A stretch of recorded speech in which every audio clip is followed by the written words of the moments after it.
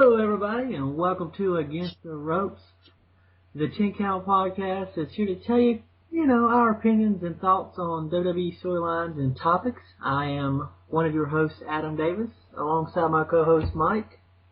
How you doing, Mike? I'm doing good. How are you? Good. Doing well. Big show we got planned today. As y'all know, we typically take topics and me and Mike, tell what we give you our opinions on them, and while they're probably usually wrong, we still like to do it anyways. This time we're doing something a little bit different. We thought this time we would, since we and a few other 10 Count members went to Over the Limit in Raleigh, we thought we'd give y'all our thoughts and opinions on the show and the matches and everything that happened that fateful Sunday night in Raleigh. So, Mike, if you're ready, man, I think we'll go ahead and give the world our opinion. All right, let's do it. All right. Well, first off, let's start the night off with the first thing we see after Kane versus Zack Ryder. You had the People Power Battle Royal. What do you think of it, Mike? It was a nice surprise. I think one of the things that really surprised me was, and I think it was somebody, in front of us said they would have a battle royal, and so it was kind of like a nice surprise there in the beginning of the show. But one thing I didn't expect was it to bleed over into the actual start of the pay-per-view. Yeah, that was a bit kind of weird. We were getting 5 minutes or so away from the pay-per-view, and they still had people coming out. And the people in it, there were a lot of people who was You had Kali and people from NXT or former NXT members like Darren Young and I can't remember the guy he's with. I can't remember. I think it starts with a T. And then you had Tyson Kidd, and then you had The Miz come out, which when The Miz came out, me and you looked at each other and were like, okay, here we go. It's him, and I think you said he's going to go against Santino. Mm-hmm. And then we get a surprise. Christian returns. And he's one of the last ones. We had Regal out there, and he got a big pop. And, the match was surprisingly entertaining for the people who were in it. Yeah, you had Miz and Christian, but, you had a lot of other people who were just kind of not even on Raw or SmackDown regularly. But while it was very hard to keep up with, it was kind of hard to pay attention to who's where and who just got eliminated and who's still in it. It was still really entertaining, especially the final few minutes of the match when you had it down to Christian, Miz, and Tyson Kidd. It was good showing from Tyson and Christian and Miz, of course, and it felt like a little different ending than normally. I enjoyed it. I thought that probably was more entertaining than at least one other match on the card. But we'll get to that in a second. What do you think overall of the match itself? What do you think? The match itself was good. I really have no real complaints about it. It's something, it's just a little nice surprise there, because I actually read or heard from people who watched it, who watched the pre-show, said that they actually showed the clip of Eve talking to Cody and Santino after the Kane and Zack Ryder match, and that it actually started on the pre-show, or at least all the entrances did, before it actually went over to the pay-per-view feed. Interesting. So on that note, I know we have a lot to go over here, but is that something that you would like to see more often? Matches that bleed in like pre-show stuff that leads into the pay-per-view? I think occasionally that would not be a bad idea. I mean, especially for a pay-per-view like Over the Limit, where, yeah, you have Punk and Daniel Bryan, but aside from that, like, it wasn't a big, like, Extreme Rules didn't need something like that because you had Brock Lesnar and Cena. WrestleMania, you didn't need that because you had The Rock and Cena. But in this case, in other pay-per-views like Over the Limit, where it may not be the biggest pay-per-view and it may not have the biggest matches going for it, an entertaining matchup or a teaser could get more pay-per-view buys in the future. Yeah, I think so. It just really depends too on if it's like interesting enough. I think. Yeah. Because I know I read like they did a good amount of views for the pre-show for Extreme Rules. But of course, I don't know if that translated to more buys, Yeah. but it'll be something for maybe down. I mean, I guess like something like you said. I mean, like maybe small pay-per-views, maybe some battle royals or something like that, but not like every day, like every pay-per-view. Yeah, and you know what could also help is not necessarily just matches, but tease stuff before the pay-per-view starts. Like, kind of like, on Sunday Night Heat, where you have people watching and have something happen. Have, for example, have Laurinaitis say Over the Limit. You show on the pre-show, have him backstage, and he's talking to somebody on the phone like, hey, can't wait for it to get here. This is going to blow people's minds, or, this is going to, the WWE is never going to be the same after your Impact. Kind of teasing somebody's going to interfere or come in and, change the landscape of Cena versus Laurinaitis. Doing stuff like that on the pre-show, I think, to get people to go, wow, I wonder what that is. I wonder who's going to debut. Let me see.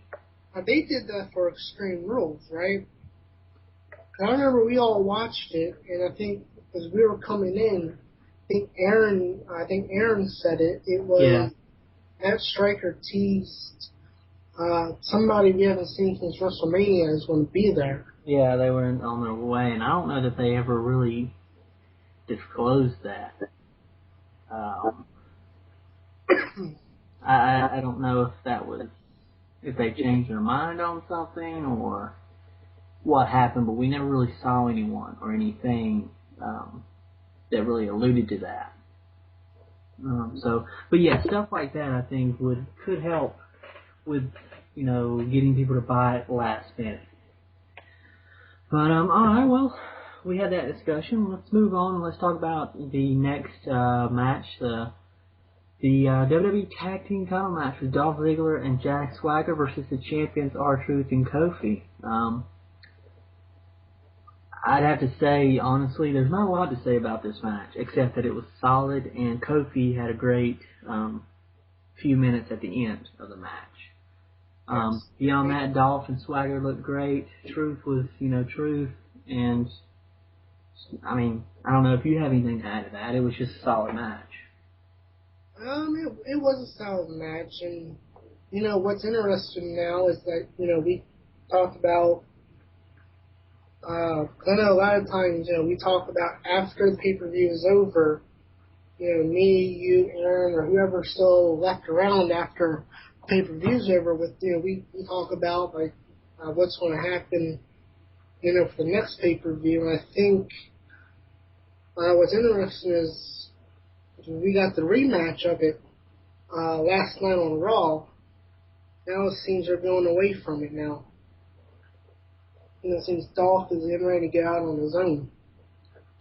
Yeah, especially watching Raw Monday night. Yeah, I agree. And I think that was kind of a setup for it Sunday night. And I mean, it was about the same. I mean, the match they had on Raw was about the same. That it wasn't Over the Limit, I would say. Yeah, I think one thing I did notice was how it was R-Truth who had the big moment at the end of the match, or near the end of the match, with, the hot tag he got from Kofi. And whereas at Over the Limit, it was Kofi who got the hot tag from R-Truth. But yeah, you were right. It was pretty much kind of a very similar match, which you can't blame them, but you were saying. Sorry to interrupt you. But, like I said, it was good enough to kind of, for a show opener to get people excited about the rest of the pay-per-view.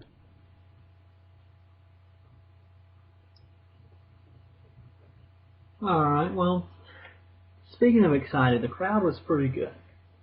Yes. That the whole night, and they were, I felt into it, until the next match, when the crowd just seemed to take a nap. WWE Divas title match, Beth Phoenix versus Layla. And to be quite honest, I was disappointed at how quiet it was. And just the match itself, I was disappointed because I don't know about you, but I was expecting more from these two ladies than we have seen from the Bellas and Kelly and Alicia Fox. I was just expecting a lot more. And while I do, the plus is that it was longer than most Divas matches have been or are. The match itself just kind of fell flat. Yeah. And you talk about, people being asleep. I would have to say, I don't know if it must have broke a record for the most amount of people asleep in a single building. Yeah, it was from the occasional, okay, yeah, cheers, for Layla and Beth, and the "We Want Karma" chant. Besides that, it was nothing. Yeah, I think until the end when they had the back and forth quick reverses and, because 1 minute it looked like, 1 second it was Beth who was going to win and then Layla reversed it. And until that, I think there was a few ahs there, but beyond that, the crowd was kind of difficult, and they had a right to be. The match wasn't anything spectacular, which, I wasn't expecting, Daniel Bryan Punk kind of stuff, but I was expecting, a solid match, especially with Beth and Layla. And it just wasn't there, I didn't feel. Yeah, I didn't either. I think, it's it's going to be interesting to see coming up here for the next couple months here. They teased it at the Royal Rumble with Karma in the Rumble match. But what I think a lot of people are just waiting for is for Karma to come back and make things exciting, so to speak. Yeah, I think so too. You noticed, there was no Divas match last night. Yeah, I noticed that. See, that's why, again, I think can attest to why it was so quiet. The WWE and their writers have trained us to sit there and, go, okay, the Divas match is not important because, because if you see them, it's going to be a quick 30-second, 1 minute match. Hey, if we're feeling happy, maybe we'll give you 2 minutes of Divas. And so it's like, it's quiet because it's like, I think it was mostly quiet because we're pretty much trained to the point where it's like we shouldn't care about the Divas anymore. Yeah. I think that explains most of the quietness, I think. I agree with you. And no match on Raw last night. None. Yeah, I agree with you. There was not really there's not really any expectation. We've kind of, most of us have just given up on, even trying to care about the Divas division. Because WWE is, kind of like the tag team division. WWE is kind of given up on them. So it's like, why should we care? Why should we, why should we not take bathroom breaks at that point? And this match was kind of course, honestly, this match though was more about. I feel like the ladies didn't, for whatever reason, it just didn't work this time. For me. I don't know if it's because of the really lack of build-up between the two, or if it was also that and the fact that I didn't really see anything in the match that really interested me. So I don't know. But hopefully they can work on this and maybe give us something to be interested in when it comes to defense. That's the thing that's going to be the real, well, right now, what I see is, okay, if they, if two divas go out there and they actually put on a great, wrestling match, it's going to be overlooked because, who cares? Yeah. And that's really going to be, something where you're going to feel bad for them because it's, they just went out there and put on a great, match and, great Divas match in quite a while and the fans aren't even into it. Yeah, and I mean, it wasn't, I don't know, I forgot what I was going to say there, I'm not going to lie, but it just, it was there, it was just there. It was disappointing, to say the least. But, alright, well, I think we've said all we can on that. Hopefully, get Karma and maybe Beth and, and get that going. But next up, let's talk about the World Heavyweight title match. Alberto Del Rio, Chris Jericho, Randy Orton, and Sheamus.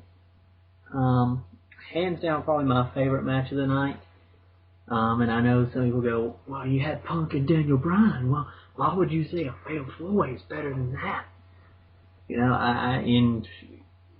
I don't know which one you like better, but in my opinion, it was just the fatal four-way was executed better. Well, not better, but it was executed well, and you never had to worry about where do I look, what am I going to miss if I look over here, because they were balanced. Either they were in the ring, or it was just two guys, and you had to focus on them, and the other two guys were kind of resting up or whatever. And there was a lot of back and forth action from all four men. All four men looked great. They all had their spots. And Jericho at the end, and everybody just the punts, Falls of Jericho, the Sheamus bro kick, and it was all there. It got me out of my seat, and it actually made me think maybe Jericho would win or Orton at one point. Even though I kind of felt like, and I think most of us kind of felt like Sheamus was leaving there with the title, but it actually had you think, well, maybe Jericho or Orton. Yeah, I mean, that's the thing. It's kind of like when you have to do in these type of matches when it's obvious to the audience, like, okay, Sheamus is going to still walk out with the title, that you have to do everything to make it seem that he's not going to win, and they did that. And I think they've kind of have been teasing Sheamus and Orton a little bit, which kind of made you wonder if Orton would get the title. And they did that well before even the pay-per-view. Like, they did that on Raws and SmackDowns, and they kind of teased, well, maybe Orton and Sheamus. And, of course, if anybody's going to beat Sheamus, it would be Orton.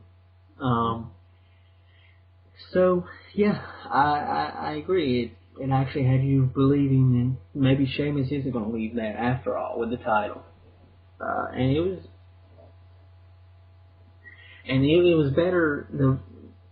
Like I said, the problem with the Battle Royal was you didn't know where to look and who to look at and what was going to happen and what you want to miss by looking at this side of the ring or whatever. Whereas this one, they just, I can't say how great of a job they did at just keeping the action in one place and able to focus on it and not worry about missing something crucial. Yeah. Probably hands down my favorite match, and it's kind of just like I just wonder if maybe they planted the seed for Orton and Sheamus. You know, the Raw and SmackDown before Over the Limit and Over the Limit to visit down the road. Because now we've got Sheamus and Del Rio. And they've kept Orton and Sheamus separate now. We thought it would be Orton and Jericho, but that's not going to happen because of Jericho's suspension. And now it appears Orton and The Miz after Monday Night for All. It's like, I don't know. Yeah, that was kind of interesting, but I mean, now it's going to be Orton and Miz again. I mean, I have to say, I mean, I wouldn't mind Orton winning the title right at the moment, but it's kind of just going to be like another random feud for Orton. I mean, Kane was random. At least, I know when Barrett went out with the injury, kind of threw things off for Orton, but now it's kind of just like, okay, putting them in random feuds until, it seems like they're putting them in random feuds until Barrett comes back from injury at this point. Yeah, and I just wonder if the reason why they haven't put him in Sheamus is because they'd have to turn one of them heel, and I don't think they want to do that to Sheamus just yet because he's over, and he's kind of been. And so is Orton. Exactly. So do you change Orton back to heel? Which I don't know how they would. I just don't. Hey, what's the problem with? What will be the problem with just good guy versus good guy? Yeah, but there's got to be conflict there. I feel like, and what's the conflict? I mean, yeah, you do have the title in there, but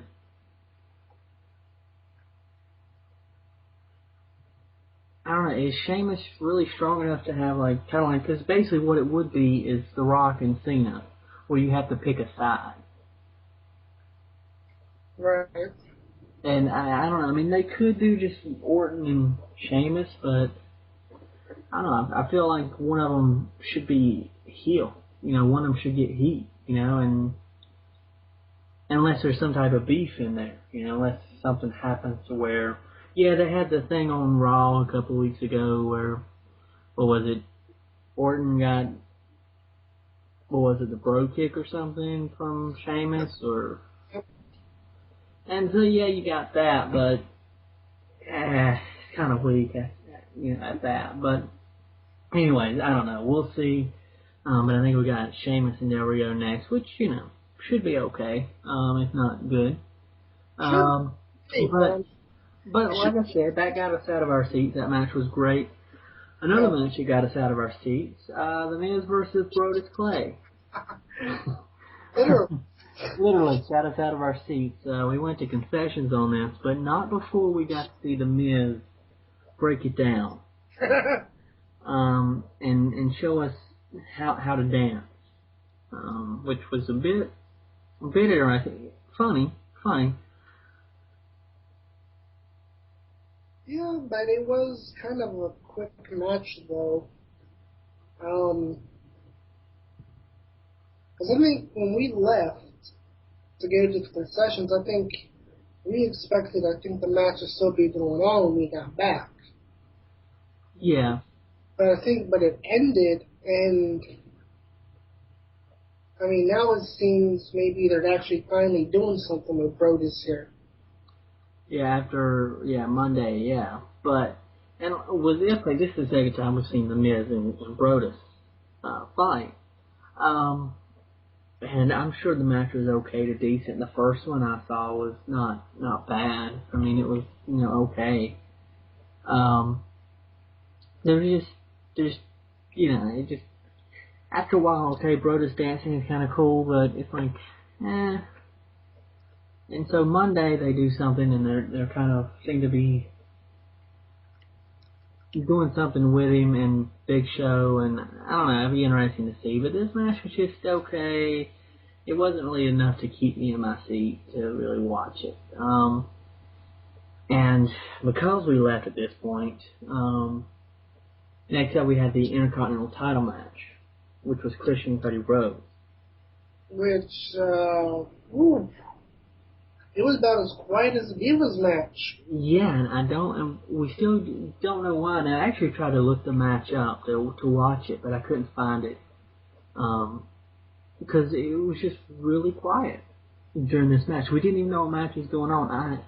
I mean, I knew Christian and Cody Rhodes had come out there because obviously I heard the music, but beyond that, there was, and between these two, I mean, these two have had great matches, with other people. And they're both over. I mean, Cody Rhodes gets booed a lot, and, Christian, is now face again. He's going to get cheered. Yeah, and there was a big pop when he returned. Yeah, he got a huge pop when he won the Battle Royal. Yeah, so I don't know why it was so quiet. It just, I don't know if the match was just not the speed, or if people were kind of a little bit tired at this point, or what. It just. Now, we can't really say much because, again, we didn't see the match. We were still out. And I think by the time we were on our way back, Christian won. And so we can't really say much about this match, except that it was really quiet. And it just sounded like nothing was going on, like they were on a commercial break or something. It was really eerie. That's one of the things that really surprised me, too, and was... when they showed the backstage segments, it was like how much they turned the lights off in the arena. Because that really surprised me there. Yeah. I didn't think they'd do that, or they did that. Well, let's just save electricity. WWE is a very green company. Don't know if you know that. And that's without RVD. Drug reference. Yes. All right. I apologize.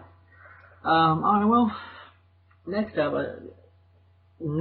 is what a lot of people have said was the greatest match in a long time. One of the greatest matches in a while. Definitely, probably, for most people, the match of the night. Probably going to be a match of the year candidate. Daniel Bryan versus CM Punk for the WWE title. It was, I'll agree, it was a great match. It was entertaining. Very back and forth match. I'm sure from a technical standpoint it was excellent, but I can't really tell you that. The only problem with it, and, Mike, I'll kind of let you, talk about this a little bit more, is the ending of the match. When me, you, and Brian, and, a few other Team Count members were there, all we saw was the pin. And the 1, 2, 3.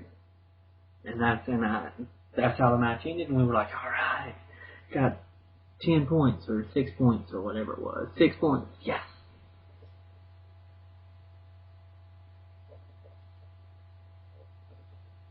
Yeah.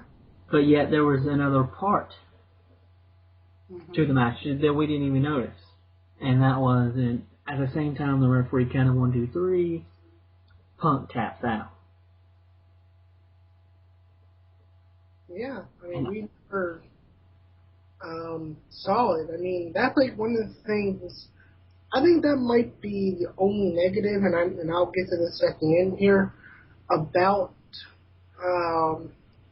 seeing the WWE live, is that you miss those things. You miss the more of the story that they're trying to tell. Yeah, and at this point, I'm not sure if it's our fault we weren't paying attention, or if WWE just didn't showcase it well, because I don't really remember anyone reacting to it. I don't remember anybody around us going, "Whoa, Punk just snapped." I don't remember anyone saying that. I don't remember anyone else. I don't remember people booing or like anything like that. I don't either. So to me, I feel like me, you, and Brian weren't the only ones that totally missed it. So at that point, I'm wondering, okay, maybe it's WWE, or maybe that's just a lot. Maybe that's how it is when they have endings like that. And sometimes the crowd is left out of it. Mm-hmm. But I think that would have been definitely an interesting end to the match had we known about it then and not found out later by telephone from someone who watched it on the internet. I felt that kind of hurt the match a little bit, but still the match was great. I was entertained by it, and I think we all were. Was this your favorite match or what? It was, and I guess because it's kind of. I think a lot of people like the match. I know a lot of people, including me, said that should have been the main event, and we'll get to that later on here. But when you really look at it, it's the crowd for the match itself was absolutely fantastic. And, you hear the yes chants, but until you go to, we were waiting in line and we heard many yes chants. Yeah. It really surprised me at how big they were, and it showed. Even when we went to Raleigh and Greensboro a couple of weeks before, there were a few yes chants, but it wasn't anything like this. This was huge, and it just really was surprising that somebody, a heel like Daniel Bryan, is getting yeses like this. Of course, you also have people going no, no, no, but and I'm always the guy kind of like, well, maybe, but that's just me. I'm always kind of err on the side of safety. Maybe, don't want to commit out of the way. Well, that's one of the things too is how great. You brought it up earlier. The crowd was just fantastic. It was like a football game. Now for those who don't know, the PNC Arena is literally like steps away from the NC State Stadium, NC State football stadium.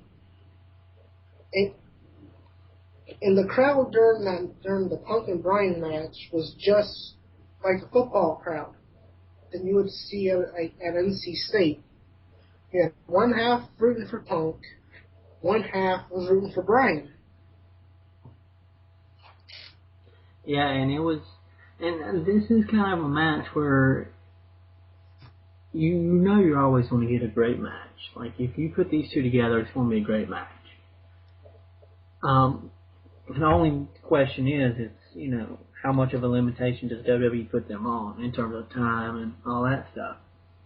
Now, you timed it, correct? Now, you and Bryan timed it, right? You did. Yeah. But you remember what was the... I think it was 23 minutes. I think it was like right there at 23 minutes. Like I think it was, maybe it was 23. Okay, I think it was like just probably a few. What was it? Yeah. It was just before 24 seconds because I think that was the cutoff. Once it hit 24 seconds, y'all would have lost points. So yeah, it was just over 23 point something seconds. Yeah, because it was. 23 minutes. 23 minutes and some seconds.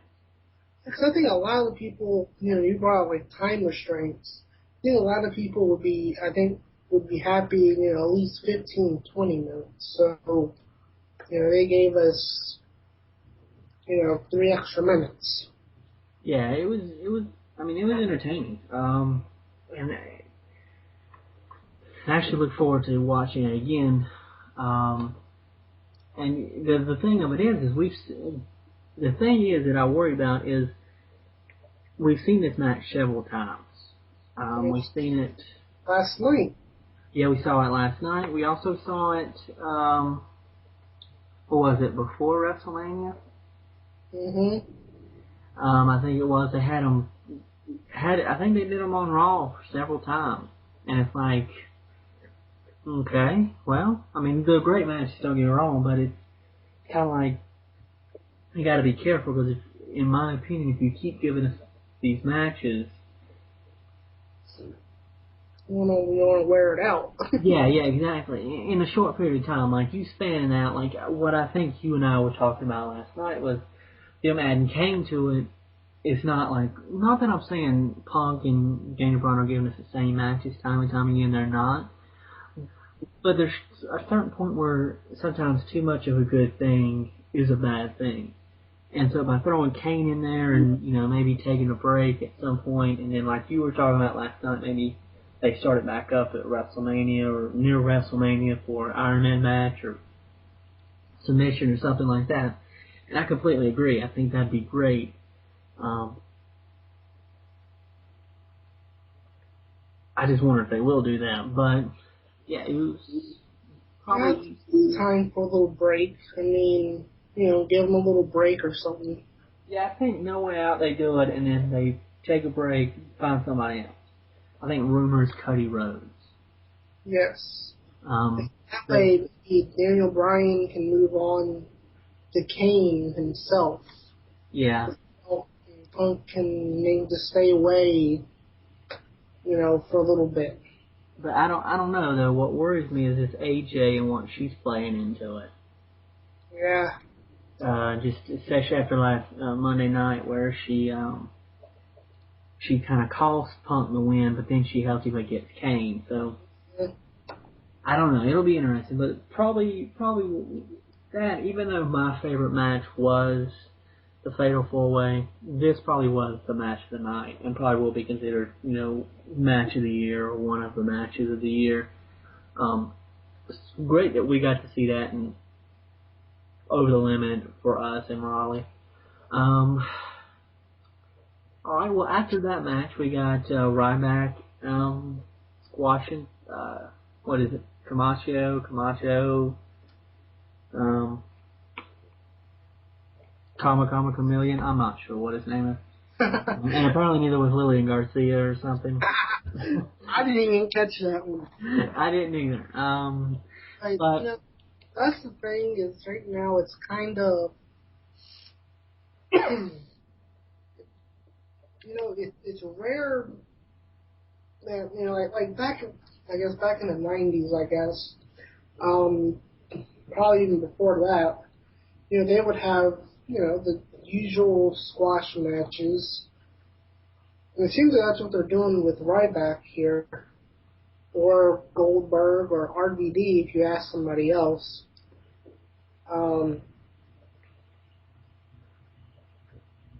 But it's going to get to a point, I think, just like Brodus Clay, where they're going to want to see him face off against somebody credible.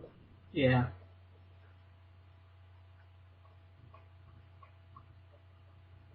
And I think that's what they did with Brodus Clay, and eventually I'm sure they'll do that with Ryback. Although, to me, it just seems kind of like, I don't know. I like with Brodus Clay, it felt like you were getting like a sense of who he was before and after the matches. I mean, even during the match, he kind of was, a little had a personality. Ryback, I'm not sure yet. Like, I honestly don't really remember this match that well, to be quite honest. So I can't really say a whole lot. It'll be interesting to see where they go with him and kind of what happens with Ryback. But unless you have anything else to say, I think we'll go on to probably the match of the year.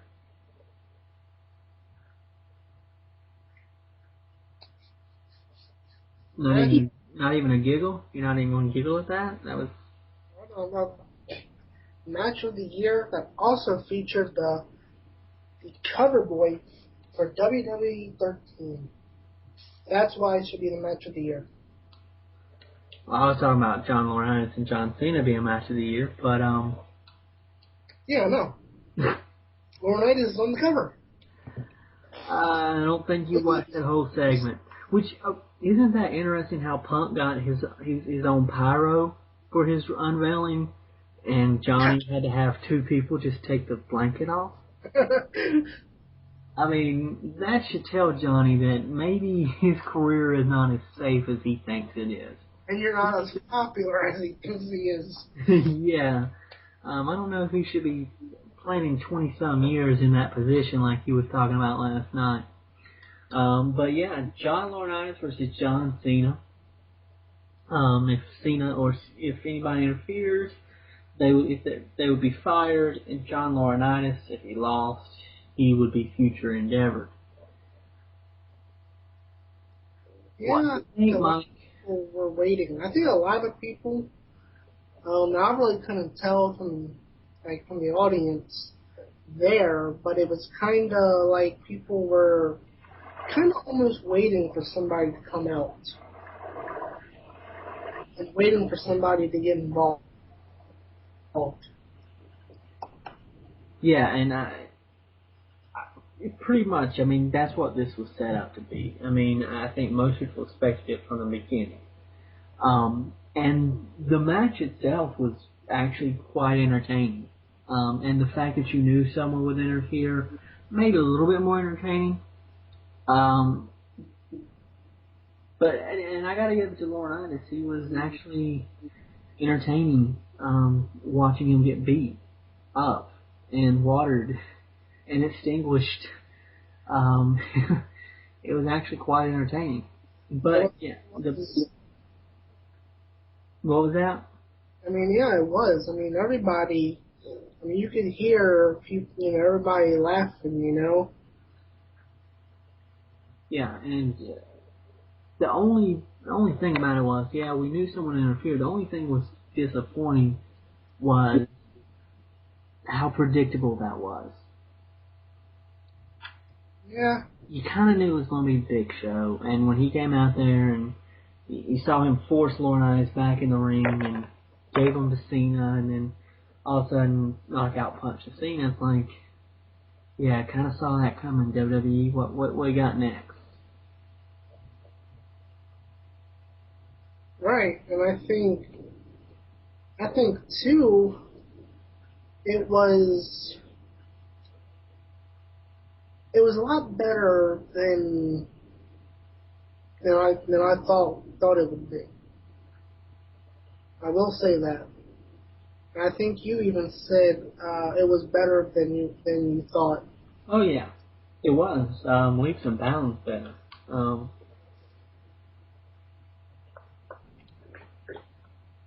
But but just because it's better than you think it's going to be, that doesn't mean it's the main event. And it should not have been the main event. If it would have been a return of Brock Lesnar, since he was technically not with the company, it would have still made sense. Or if it was someone else they were bringing back, or a surprise return or whatever, that would have been okay for the main event to kind of leave people hanging with Brock Lesnar coming out there and taking out Cena. But it was Big Show. It wasn't really a big surprise. So I don't see why that should have been the main event. It would have been better to have Daniel Bryan and CM Punk and then have Punk tapping out as the referee goes to 3. That would have been a great end. Well, who's the champion? Instead, they leave us with, Big Show turns on Cena in the WWE Universe and helps John Laurinaitis. Okay. It was like, okay, so what? It was predictable. Yeah, I mean, it wasn't surprising. Especially considering, too, it was like he fired the Big Show just days before the pay-per-view. I mean, at least with Brock Lesnar, I mean, it would have made more sense for him because at least he quit at least weeks before before Over the Limit, and we haven't seen him in a while. So I mean, like you said, it would have made more sense, but to sit there and fire him just days before the pay-per-view, it's kind of messes up. I mean, to be honest, the Brock Lesnar return is not exactly foolproof because he quit because he didn't get what he wanted, what John Laurinaitis promised him. So why would he help out John Laurinaitis? However, the flip side is Big Show could have gotten his job back when Laurinaitis lost to Cena. Yeah, because Triple H could have rehired him. Yeah, he would have gotten his job back. So it's like, what's the point? Why even bother? And now they're building him up to be this monster, and it basically, like Monday Night Raw was Monday Night Raw starring The Big Show. Yes. That's basically all it was. That's why he didn't have time for Divas. No time for Cena either. I mean. Yeah, didn't have time for Cena. I don't. I disagree with that being the main event. But overall, it was actually not a bad match. Cena and Laurinaitis actually did pretty well. Wasn't crazy about how predictable the ending was, but the match itself was not really predictable. I didn't see it going the way it did. So that was very nice and refreshing to see Cena not really. I mean, he took it seriously, but not too seriously.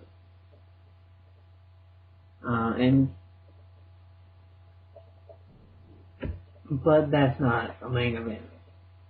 Mm-mm. And now you're looking at now. Probably looking at Big Show versus Cena probably is the main event. Yeah, that's what they keep saying is the main. Like even Laurinaitis called it the main event. It's gonna be a cage match. It's like, okay.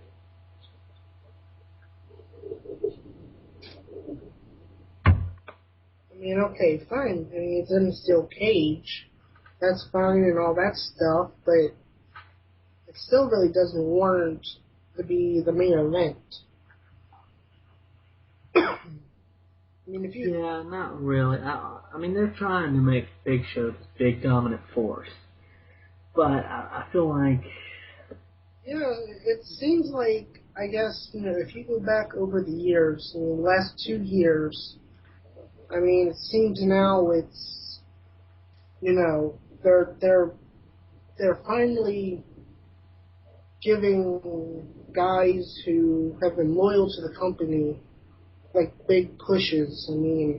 It was Kane, and he won the world title, and he won Money in the Bank. Last year it was Mark Henry. Now it seems it's the Big Show's turn. Yeah, if only Funaki was still with the company. If only Funaki was still with the company. So, speaking of that though, do you think this is going to lead to Big Show versus CM Punk down the line? I think maybe Sheamus. Because Laurinaitis still has a problem with Sheamus, and Eve didn't take care of it. She was supposed to make Sheamus apologize, and, well, who do you think he would send next to make him apologize after they take care of Cena? Big Show. And him and Sheamus, I could see that. And that actually would be interesting to see, not gonna lie. Yeah, just like the thing is, though, it's kind of, like Cena said. The only reason why I said CM Punk was because John Cena brought it up. Was he tried to get the title off CM Punk, but he didn't. CM Punk is still the champion. So, I don't know if they're going to close that loop, that hole in the storyline, to where Laurinaitis goes back to try to get the title off of Punk again. But, it just makes sense, from that direction. Well, they could have done that with Lesnar, had they not put him against Cena to lose. I don't know. Honestly, I like the idea of Big Show and Sheamus, just because Big Show takes care of Sheamus, in that, Sheamus is becoming a problem to Laurinaitis. Of course, Punk, you do have that, and that's possible. I don't know. I don't know what's going to happen with this.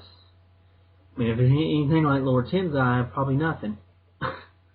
Yeah. To be quite honest. Because I feel like Laurinaitis teased that Punk would have to go against Tensai. What did he call it? Like some kind of storm or something? It was a month or two ago on Raw, where he was talking about storm is brewing and Punk. I don't know. Punk was basically, I thought he was insinuating Punk and Tensai at some point. Who knows? I don't know. But so overall, what did you think about Over the Limit pay-per-view? Overall, it was just a fantastic pay-per-view from start to end. Sure, yeah, okay, Big Show, that was predictable.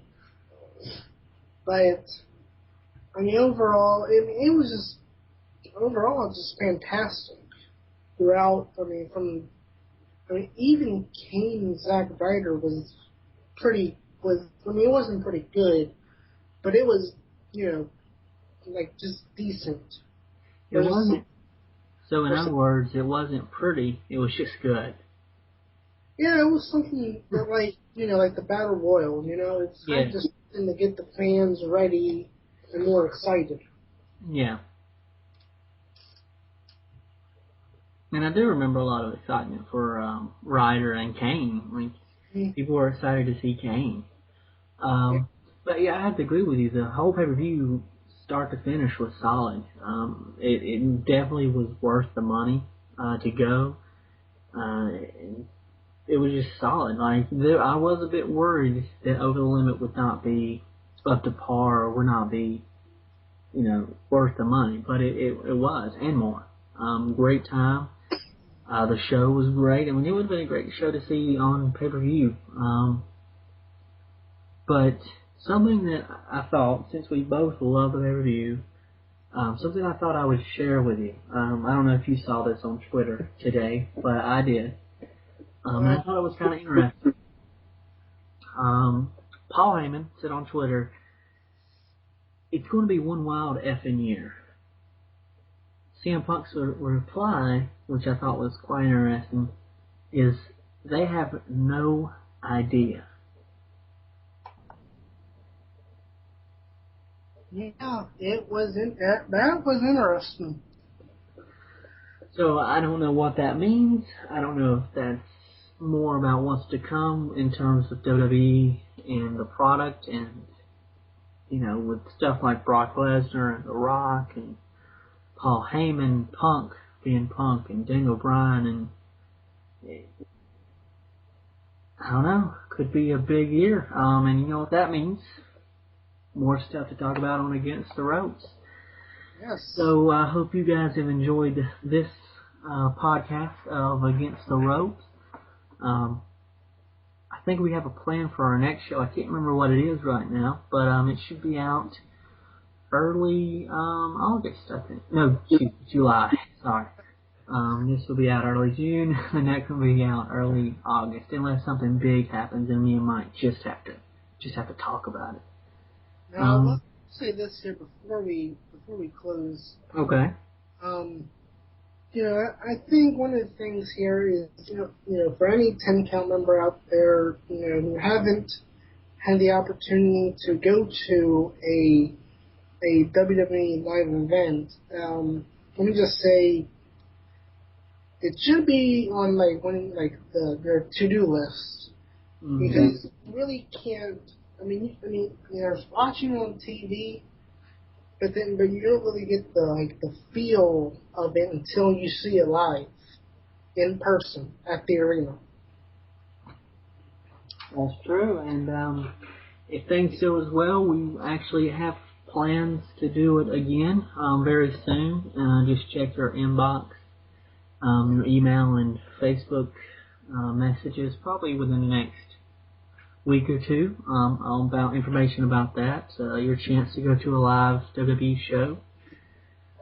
And like Mike said, it definitely worth it. And pay-per-view, of course, that was definitely worth it. Probably have to wait another 7 or 8 years for them to come back with another pay-per-view, but hopefully it won't be too long. So I think that's the show, guys. For Against the Ropes, I'm Adam Davis with... Sorry about that. Okay, well, I'm Adam, and this is Mike. And that's been Against the Ropes, so thanks for listening, guys, and talk to you next time.